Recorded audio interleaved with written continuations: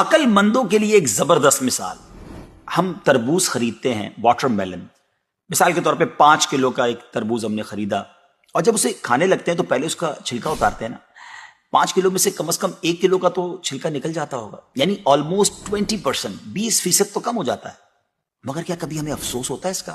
کیا ہم سوچتے ہیں کہ ہم نے تو تربوز چھلکے کے ساتھ خریدا، چلو آج چھلکے کے ساتھ ہی کھا لیتے ہیں؟ ایسا نہیں کرتے نا.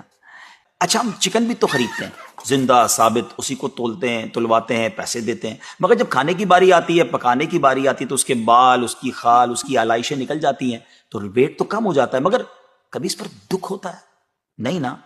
تو پھر 40,000 میں سے 1,000 دینے پر، 1,00,000 میں سے صرف 2,500 دینے پر ہمیں کیوں بہت تکلیف ہوتی ہے؟ حالانکہ یہ صرف 2.5% تو بنتا ہے، یعنی 100 روپے میں سے صرف 2.5 روپے.